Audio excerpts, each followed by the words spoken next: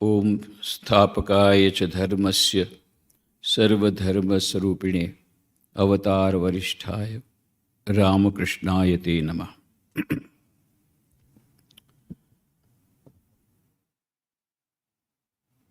हमारे इस ध्यान सत्र का प्रारंभ हम लोग कल जिस प्रकार से कहा था, स्वामी विवेकानंद जी कहते थे कि ध्यान का प्रारंभ, अपनी उपासना का प्रारंभ एक श्लोक के द्वारा करना चाहिए जिसमें कि समस्त विश्व के कल्याण की भावना निहित है।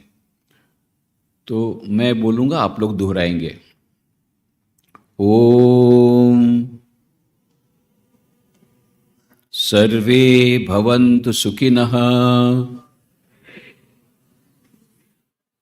सर्वे सन्तु निरामया, सर्वे भद्राणि पश्यन्तु,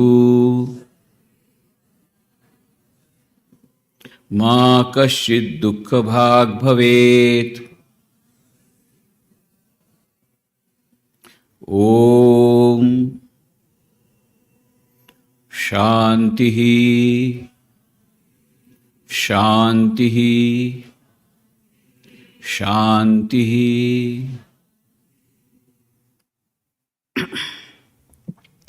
कल हम लोगों ने ध्यान के प्रारंभिक सोपानों के बारे में बातें की थी कि कौन कौन सी बातें हमें ध्यान रखना है, किस प्रकार से बैठना है, कौन से समय में बैठना है, नियमितता कितनी आवश्यक है, ये सब थोड़ी थोड़ी बातें कही थी। तो ध्यान क्यों करना चाहिए? आजकल ध्यान के लिए लोग बहुत ही व्यग्र हुए हैं, काफ़ी उसके लिए ध्यान के पीछे पागल जैसे हो गए हैं, विशेष करके विदेश में। तो कारण क्या है? ऐसा नहीं है कि ये जितने लोग ध्यान के पीछे ध्यान कर रहे हैं या ध्यान करना चाहते हैं उनको ईश्वर प्राप्ति करना है, नहीं। वो चाहते हैं ब्लड प्रेशर कम करना, इसके लिए ध्यान के लिए पीछे जा रहे हैं। डॉक्टर हर्बर्ट बेंसन, वे हार्वर्ड मेडिकल स्कूल के एसोसिएट प्रोफेसर, उन्होंने एक रिसर्च की, एक्सपेरिमेंट किया कि जो लोग ध्यान करते हैं उन पर उनके ब्लड प्रेशर का क्या हाल होता है। तो 25 वर्षों तक उन्होंने एक्सपेरिमेंट किया और फिर उन्होंने एक पुस्तक प्रकाशित की, द रिलैक्सेशन रिस्पॉन्स, और उन्होंने प्रमाणित किया यदि कोई नियमित रूप से ध्यान करता है तो उसका ब्लड प्रेशर कम हो जाएगा। तो अभी यह मानी हुई बात है कि हमारे अधिकांश रोग जो हैं वो साइकोसोमेटिक डिजीज हैं। साइको मतलब मानसिक, सोमेटिक मतलब शरीर से संबंधित। तो मनोशरीर से संबंधित ये सब बीमारियां हैं। और उसी के साथ साथ क्या हुआ, ये अभी जो पूरा क्रेज, एकदम क्रेज हुआ है ध्यान और योग के बारे में, उसके कई रीजन है, कई कारण है। उसमें से एक कारण ये जो कुछ रिसर्चेज हुई, किस प्रकार से नियमित ध्यान के द्वारा ब्लड प्रेशर कम होता है, शरीर के कई रोग दूर हो जाते हैं।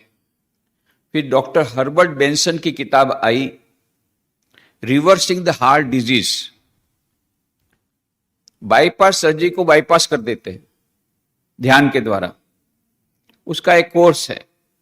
ऐसे उन्होंने कोर्स शुरू किए, डाइट कंट्रोल, ध्यान, मेडिटेशन, इन सब के द्वारा। ये डीन आर्निश ने शुरू किया। उसका परिणाम ये हुआ कि वहां की अमेरिका की इंश्योरेंस कंपनी ने ये कहा कि जो डीन ऑर्निश का कार्यक्रम, जिसका 15 दिन का कोर्स है, वो जो करेंगे उसी को इंश्योरेंस मिलेगा। तो सब लोग वो ध्यान के पीछे पागल हो गए, ध्यान ध्यान ध्यान। क्यों? ध्यान करेंगे तब इंश्योरेंस मिलेगा, इंश्योरेंस पॉलिसी नहीं तो होगी नहीं। तो उस समय फिर से क्रेज आया और सचमुच में ऐसा उसका बेनिफिट है, ऐसा नहीं है, सचमुच में है। हमारे गुजरात में सुरेंद्र नगर में एक डॉक्टर थे, वो बाद में पुणे में सेटल हो गए, अभी तो नहीं रहे, पर उनकी फैमिली अभी भी पुणे में है। तो निमंत्रण आया था एक बार, साउथ इंडिया से कहीं जाना था, उस समय बहुत वर्षों पूर्व की बात है। तो ट्रेन में जाना था, तो बहुत साल से उनसे मुलाकात नहीं हुई थी। तो उन्होंने कहा, स्वामी जी आप, उनको पता लग गया कि मैं जा रहा हूँ, तो बोले ये ट्रेन तो पुणे से होके जाएगी, तो बहुत दिन से मिले नहीं है, तो मैं पुणे स्टेशन पर आऊँगा, आपको मिलूंगा। मैं बोले, तो मैंने फिर अपना कोच नंबर वगैरह बता दिया। फिर उसके बाद उनका फ़ोन आया कि मैंने तो पूरा मैं आने वाला था, परंतु दुर्भाग्य से ये हुआ कि चेकअप करने के गया था, डॉक्टर ने कहा कि बाईपास सर्जरी करनी होगी, तो उसी के आसपास में मेरा ऑपरेशन है, बाईपास सर्जरी है, तो मैं नहीं आ पाऊँगा। तो मुझे दुख हुआ कि भाई बाईपास सर्जरी करनी पड़ेगी, जो भी हुआ। तो मैं अपना आराम से पुणे स्टेशन पर अपने डिब्बे में ही बैठा था, देखा तो डॉक्टर हाजिर, डिब्बे में आकर बैठे, मिले। बोले, डॉक्टर आप तो ऑपरेशन थिएटर में रहने वाले थे, बात क्यों हुई? बोले, हाँ सब कुछ निश्चित हो गया था, तो मेरे पास फिर ये डीन ऑर्डिश का प्रोग्राम की बात आई। तो मैंने सोचा 15 दिन का कोर्स है, करने में क्या हानि है। तो मैंने कोर्स किया, डाइट कंट्रोल, जो मेडिटेशन वगैरह सब किया। फिर बाद में चेकअप के लिए गया, डॉक्टर बोला कि you are perfectly all right, no need of bypass surgery. तो बाईपास सर्जरी हो गई, बाईपास हो गई। ये तो प्रत्यक्ष उदाहरण मैं दे रहा हूं, ऐसे कई उदाहरण। तो इसलिए ये जब ऐसा होना शुरू हुआ, उसकी असर शरीर पर मन शुरू हो गया, तो और ध्यान के ऊपर सब लोग ध्यान के पीछे लग गए। फिर डॉक्टर दीपक चोपड़ा की कई किताबें आई, the perfect health, the ageless body and timeless mind, ऐसी बहुत, क्वांटम हीलिंग, ऐसी बहुत सारी पुस्तकों के द्वारा उन्होंने कहा कि ध्यान के द्वारा किस प्रकार से हमारे शरीर के रोग दूर हो सकते हैं। तो ऐसा यह जो ध्यान के लिए जाते हैं, जापान में न्यूरोसाइकेट्रिस्ट लोगों ने एक्सपेरिमेंट किया ज़ेन साधुओं पर। ईजी मशीन लगा दिया, और ईजी मशीन के द्वारा उन्होंने ग्राफ में देखा कि जो लोग जब वो लोग ध्यान कर रहे थे, तो उसमें 8 to 10 साइकिल्स पर सेकंड की अल्फा वेव्स आई।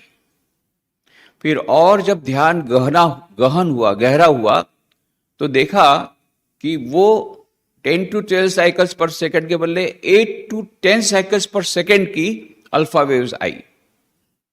और फिर और जब उनका ध्यान गहरा हुआ, ये ज़ेन साधुओं का, तब उन्होंने क्या देखा, ग्राफ में देखा 6 to 7 साइकिल्स पर सेकंड की थीटा वेव्स। और ये थीटा वेव्स जो है, वो ट्रैंक्विलिटी, हमारे मन की जो प्रशांतता, उसका मापदंड है।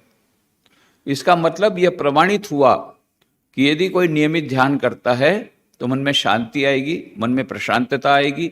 और इसके कारण कई लोग स्ट्रेस मैनेजमेंट के लिए, अभी नियमित रूप से कई कंपनियों में भी स्ट्रेस मैनेजमेंट के लिए ध्यान के कोर्सेज होते हैं, और ध्यान शुरू होता है। ध्यान की वहाँ पर कक्षाएं भी लगती है, ट्रेनिंग प्रोग्राम्स होते हैं, और उनको इनकरेज किया जाता है, regular courses on meditation for stress management, ये सब हो रहा है। तो कुछ लोग जो है इसलिए जाते हैं कि उसमें क्रिएटिविटी बढ़ती है ध्यान के कारण। सिस्टर निवेदिता ने अविंद्रनाथ टैगोर को कहा था कि आप, वो बहुत बड़े आर्टिस्ट थे, कि आप जब भी आर्ट का काम करें उसके पहले ध्यान किया करें।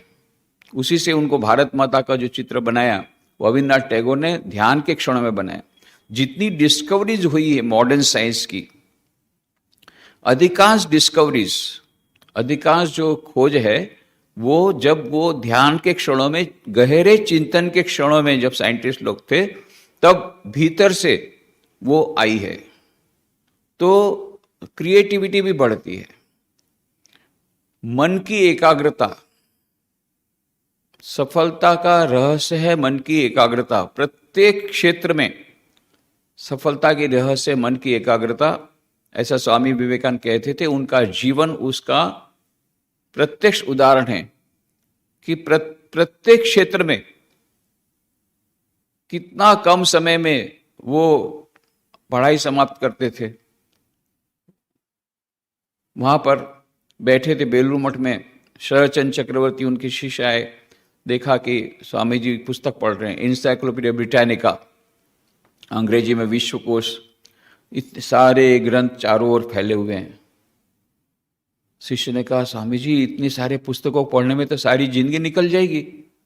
स्वामी जी क्या बात करता, ये कुछ दिनों पहले आई है, मैंने 10 खंड पढ़ डाले, अभी मैं 11वां खंड पढ़ रहा हूं। शिष्य बोला, क्या बोलते हैं, 10 इतने मोटे मोटे ग्रंथ आपने पढ़ डाले इतने दिनों में? नहीं हो सकता, मुझे तो विश्वास नहीं होता। स्वामी जी का तुझे विश्वास नहीं होता है, ठीक है, जा चल पहले 10 खंड में से जो पूछना पूछ ले, प्रश्न पूछ। शिष्य बोलता है, अपनी डायरी में लिखा है उन्होंने, मैंने कितने प्रश्न पूछे, सबके उन्होंने उत्तर दिए और सही उत्तर दिए, और कई कई पुस्तकों की भाषा को उद्धृत किया। तब शिष्य ने कहा, स्वामी जी ये तो चमत्कार है। स्वामी जी के चमत्कार नहीं है, ये मन की एकाग्रता का परिणाम है। स्वामी जी जब गए थे वहां पर अमेरिका में, रिजली मैनर में जब थे, तो रिजली मैनर में सुबह सुबह वो वॉकिंग के लिए गए, तो उनका युवाओं के साथ, वो तो खुद युवा ही थे, आखिर 39 वर्ष की उम्र में तो उन्होंने शरीर छोड़ दिया। तो ये करीब 1900 की बात है, उनकी दूसरी विजिट वेस्ट की। तो करीब 10 वीक थे रिजली मैनर में, न्यूयॉर्क के पास ही है, वो बहुत सुंदर स्थान है। तो वहां पर वो जब रिजली मैनर में थे, तो वहां पर जो हॉलिस्टर नाम का जो लड़का था उनके हॉस्ट का, वो उनके साथ वॉकिंग में ले गया उनको। तो ऊपर में जाकर के देखा एक बहुत बड़ा गोल्फ कोर्स है। बोले ये क्या है? बोले ये गोल्फ कोर्स है। तो बोले गोल्फ क्या होता है? बोले आपको नहीं मालूम, उसमें यह है कि वो स्टिक के द्वारा बॉल को डालते डालते डालते आखिरी में उस होल में चला जाता है, ये है गोल्फ, तब वो जीत जाता है। तो स्वामी जी ने कहा, अच्छा मैं एक ही स्ट्रोक में डायरेक्टली उसमें बॉल को डाल दूं तो क्या? ऐसा कभी हो नहीं सकता है। अरे जो लोग पक्के खिलाड़ी हैं, आपको तो मालूम ही नहीं है गेम क्या है, जो पक्के खिलाड़ी हैं उनको भी बहुत साल लगता है ये सब करने में, और आप क्या बात करते हैं। अच्छा बोले यदि मैं कर डालूं तो बोले शर्त रखो। तो बोले मैं $50 दूंगा, आधा डॉलर मैं आपको दे दूंगा, शर्त लगती है, मैं $50 आपको दूंगा यदि डाल देते हैं तो उतनी देर में उनके पिताजी बोले क्या बात है? हॉलिस्टर ने कहा, देखो पिताजी कुछ जानता नहीं है, कुछ भी जानते नहीं है कि ये क्या होता है, गोल्फ क्या होता है। बोलते हैं भाई एक स्ट्रोक में वहां बॉल डाल दूंगा। बोले स्वामी जी आप ये सब बातें मत करो, ये गोल्फ आप नहीं जानते हैं, हम लोग इतने साल से खेल रहे हैं, यदि आप डाल देंगे तो मैं $10 दूंगा, $10। तो स्वामी जी ने फिर दिया, स्टिक लिया, बॉल में एक शॉट मारा, सीधा वो बॉल उधर खड्डे में जाके गिर गया। पिताजी लड़का दोनों का चेहरा देखने लायक था। अरे ये कैसे हो गया? पिताजी तो बोले, स्वामी जी आपने कोई योगिक पावर कुछ यूज किया क्या? ऐसा तो हो नहीं सकता, आपने कुछ योगिक पावर यूज किया, ऐसे कैसे हो गया? बोला इट इज सिंपल मैथमेटिक्स। इसमें मैथमेटिक्स कहां से आया? बोले मैंने ये देखा कि वहां से यहां का कितना डिस्टेंस है और मेरे बाहुओं में कितना बल देना पड़ेगा तो वो बॉल वहां तक जाएगा, वो मैंने कैलकुलेट किया मैथमेटिकली। और दूसरा मैंने अपने मन को बोला, if you can put the ball there you will be richer by $10.5 and that was it. बोले कि मैंने अपने मन को बोला कि यदि तू उसमें खड्डे में डाल देगा बॉल तो $10.5 तेरे हो जाएंगे। तो बस मैंने मारा और वो पहुंच गया वो। पर कहने का मतलब क्या है कि स्वामी विवेकानंद की मन की एकाग्रता कैसी थी कि किसी भी क्षेत्र में उनको सफलता मिलती थी। क्यों? क्योंकि वे बचपन से ही ध्यान सिद्ध थे। उनका बचपन का नाम नरेन था। नरेन के पहले उनका नाम था बिलेश्वर। बिलेश्वर के बिले कहा करते थे। ये बिले, छोटा सा बच्चा, जब अपने सहपाठियों के साथ खेल रहा था एक बार, तो ध्यान ध्यान के खेल खेलते थे और सब लोग ध्यान कर रहे हैं। अब सोचिए आजकल कौन बच्चा ध्यान ध्यान खेलेगा? इतनी सारी वीडियो गेम्स आ गई है, ध्यान का खेल कौन खेलता है? पर बिले ने ध्यान का खेल खेल रहा है। और उसी समय क्या हुआ कि एक नाग आया। नाग को देख करके सब बच्चे भाग गए, चिल्लाने लग गए। तो सब परिवार वाले आके दौड़ के देखते हैं, अरे बिले ध्यान में मग्न है, छोटा बच्चा इतना मग्न है, पास में नाग खड़ा। फिर इन लोग, इतने सारे लोग आ गए तो नाग चला गया। अब वो शिवावतार स्वामी विवेकानंद, उसके लिए वो आया था नाग का, शिव जी का नाग के पता नहीं, पर कुछ किया नहीं, उसने चला गया। कहने का मतलब स्वामी विवेकानंद ध्यान सिद्ध थे। 4 जुलाई 1902 को उन्होंने जब महासमाधि ली, अंतिम शब्द क्या थे? Go and meditate till I call on you. जाओ, जब तक मैं नहीं पुकारूं तब तक जाके ध्यान करो, अपने सेवक को कहा। और फिर खुद भी ध्यान में बैठ गए और ध्यान की पंखों पर सवार होकर के अनंत की यात्रा में चले गए। तो ये ध्यान के संबंध में स्वामी विवेकानंद की राजयोग में बहुत अच्छी किताबें लिखी हैं और ध्यान के संबंध में बहुत अच्छा कलेक्शन, सारे complete works of Swami Vivekananda से जो कलेक्शन मेडिटेशन के बारे में स्वामी जी ने जो कहा है, वो मेडिटेशन इट्स मेथड्स नाम की किताब है। ध्यान तेनी पद्धति गुजराती में है और हिंदी में भी वो किताब है। तो उसमें ध्यान के संबंध में स्वामी विवेकानंद ने जो कुछ भी कहा वो सबका कलेक्शन है, उसको पढ़ना चाहिए। जैसे कल मैंने कुछ किताबों का नाम दिया था, उसमें एक इसको भी ऐड कर दीजिए, ध्यान धर्म साधना, आनंद धाम की ओर, परमार्थ प्रसंग, रामकृष्ण वचनामृत के साथ, और meditation in spiritual life by Swami Hiteshwarananda, और यह meditation and its methods by Swami Vivekananda. तो उसमें फंडामेंटल्स हमको मिल जाएंगे। तो इसलिए ध्यान के कई लोग जो ध्यान करते हैं मन की एकाग्रता प्राप्त करने के लिए करते हैं, ये सब में कोई बुराई नहीं है। पर सचमुच में ध्यान का अंतिम उद्देश्य क्या है? अब जब आध्यात्मिक शिविर में हम लोग बैठे हैं तो आध्यात्मिक साधकों के लिए ध्यान है ईश्वर की प्राप्ति का मार्ग। और चाहे वो राजयोगी हो, भक्ति योगी हो, कर्म योगी हो, ज्ञान योगी हो, ये चारों योगी ध्यान का सहारा लेते हैं। राजयोगी का उद्देश्य है ध्यान, और ध्यान के पास समाधि। राजयोग का उद्देश्य यही है। इसलिए पतंजलि योग सूत्र में लिखा, योगश चित्तवृत्ति निरोधः, चित्तवृत्ति का निरोध ही योग है। तो यह योग, ये राजयोग का उद्देश्य है कि यम, नियम, आसन, प्राणायाम, प्रत्याहार, धारणा, ध्यान और समाधि। यम 5 है, सत्य, अस्तेय, ब्रह्मचर्य, अपरिग्रह, अहिंसा। नियम भी 5 है, शौच, संतोष, तप, स्वाध्याय, ईश्वर प्रणिधान। यम, नियम, आसन, प्राणायाम, प्रत्याहार, धारणा, ध्यान और समाधि। तो अंत में समाधि होती है। ये राजयोगी का लक्ष्य है और इसके लिए वो ध्यान करता है। ध्यान 7वां सोपान है, 8वां सोपान है, उसके बाद समाधि। हम अपने मन को यदि किसी एक प्रत्यय पर, प्रत्यय किसको बोलते हैं? प्रत्यय कुछ भी हो सकता है। मान लो एक दिव्य ज्योत है, या किसी देवता की मूर्ति है, देवता का फोटो है, ये, या किसी कोई एक बिंदु है, कुछ भी हो सकता है प्रत्यय। किसी एक प्रत्यय पर लगातार मन को एकाग्र करना, इसी का नाम है ध्यान। पर हम लोग अभी तक जो ध्यान करते हैं वो ध्यान नहीं है। हम लोग जो करते क्या है कि हम लोगों ने आंखें बंद कर ली, फिर उसके बाद में जो प्रत्यय है उस पर ध्यान करने का प्रयत्न किया, तो कुछ क्षणों के लिए वहां हुआ, फिर मन भाग करके गया लंदन, फिर वापस लाए, फिर मन भाग कर गया न्यूयॉर्क, फिर वापस लाए बम्बई, ऐसा भागते रहता, फिर उसको वापस लाते रहते हैं। इसको प्रत्याहार बोलते हैं, इसको ध्यान नहीं बोलते हैं। टेक्निकल लैंग्वेज में पतंजलि के अनुसार यम, नियम, आसन, प्राणायाम, प्रत्याहार।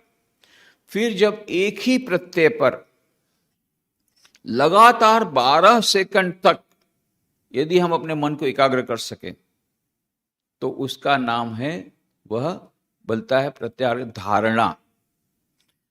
और 12 सेकंड इंटू 12 सेकंड 144 सेकंड, लगभग 2.5 मिनट यदि हम लगातार एक ही प्रत्यय पर मन को केंद्रित कर सके, उसका नाम है ध्यान। और फिर 12 second into 12 second into 12 seconds, तो उतना सेकंड्स यदि होता है लगभग आधा घंटा लगातार बिना किसी एक क्षण के भी विक्षेप के, तब वो जाकर के समाधि होती है। तो इसलिए ये बहुत लंबी प्रक्रिया है। तो अभी हम धीरे धीरे करके प्रत्याहार से धारणा में जाएंगे, धारणा से ध्यान में जाएंगे, पर प्रयत्न हमको करते रहना है। इसे लॉन्ग ड्रॉन जर्नी, शॉर्टकट नहीं है जैसा कल बताया था इस पर आगे बढ़ना है और अवश्य हमें सफलता मिलेगी। तो ध्यान के कई प्रकार जैसा बताया था, उसकी विस्तार से हम लोग विस्तृत उसकी चर्चा कल करेंगे। आज हमारा समय होता जा रहा है, तो कल उसकी चर्चा करेंगे कितने प्रकार के ध्यान होते हैं। तो अभी हम जो ध्यान शुरू करेंगे, तो ध्यान के समय जैसा कल बताया था हमने, तो लाइट्स ऑफ होगी, ध्यान गीत शुरू होगा। गीत जैसे ही शुरू होगा हमारा ध्यान शुरू होगा, गीत समाप्त होगा, उसके बाद गीत समाप्त होने के बाद हमारा ध्यान समाप्त होगा। फिर हम कुछ और श्लोकों की आवृत्ति करके उसका समापन करेंगे, ये ध्यान सत्र का। और उसके पहले जैसा बताया, ध्यान कैसे करना है, जैसा आपके गुरु ने कहा है। और जिन लोगों की मंत्र दीक्षा नहीं हुई है, उनको मैंने जैसा कल बताया था कि आप किसी एक प्रत्यय पर या किसी दिव्य ज्योत पर या किसी देवी देवता के उनके स्वरूप पर अपने हृदय में उसका चिंतन कर सकते हैं। ठीक है।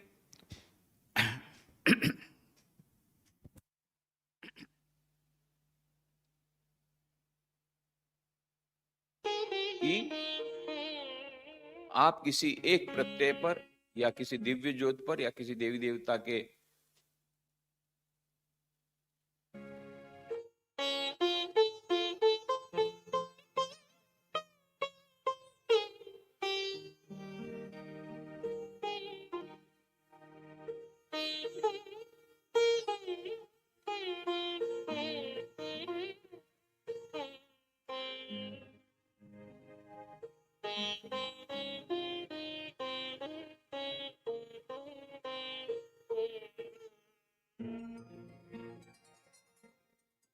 राम कृष्ण हृदयनाथ, हृदय बीच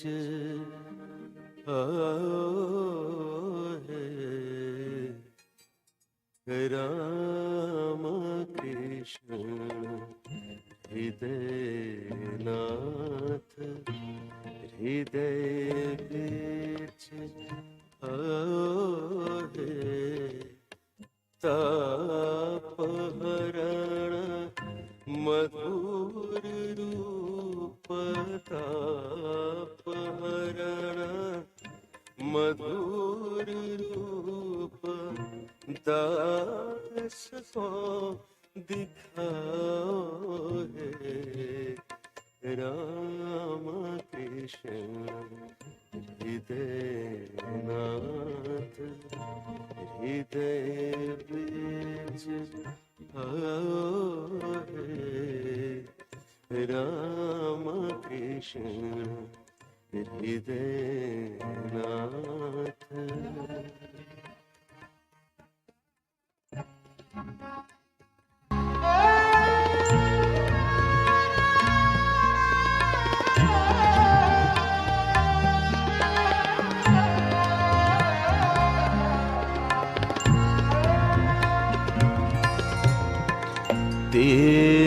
पुंज दिव्य कांति हरत सकल मोह भ्रांति तेज पुंज दिव्य कांति हरत सकल मोह भ्रांति शोक ताप भय अशांति शोक ताप भय अशांति चित्त से हटाओ है राम कृष्ण हृदयनाथ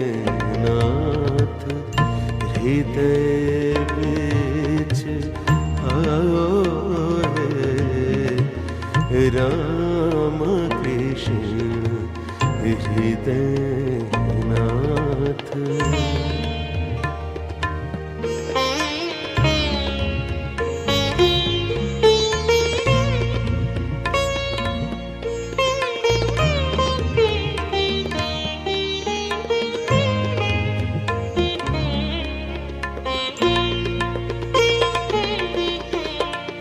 तुम दयालु दीन बंधु दीन शरण दया सिंधु तुम दयालु दीन बंधु दीन शरण दया सिंधु कर प्रदान कृपा बिंदु दीन को तराहे देव देव राम कृष्ण तुम ही राम तुम ही कृष्ण देव देव राम कृष्ण तुम ही राम तुम ही कृष्ण पूर्ण काम विगत तृष्ण पूर्ण काम विगत तृष्ण भव तृषा मिटाओ है राम कृष्ण हृदयनाथ हृदय बीच आओ है राम कृष्ण हृदयनाथ हृदय बीच आओ ताप हरण मधुर रूप ताप हरण मधुर रूप दास को दिखाओ है राम कृष्ण हृदयनाथ हृदय बीच आओ है राम कृष्ण हृदयनाथ।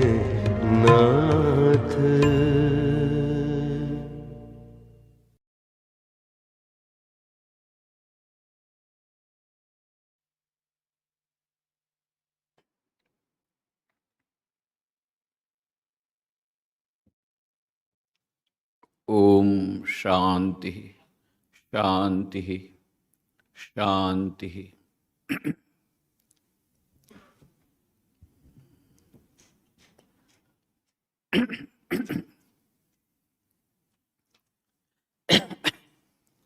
हम लोग प्रणाम मंत्रों का उच्चारण करके समापन करेंगे। ओम स्थापकाय च धर्मस्य सर्वधर्म स्वरूपिणे अवतार वरिष्ठाय रामकृष्णाय ते नमः। जननीं शारदां देवीं रामकृष्णं जगद्गुरुं पादपद्मे तयो श्रित्वा प्रणमामि मुहुर्मुहुः। नमः श्री यतिराजाय विवेकानंदसूरये सच्चित् सुख स्वरूपाय स्वामिने तापहारिणे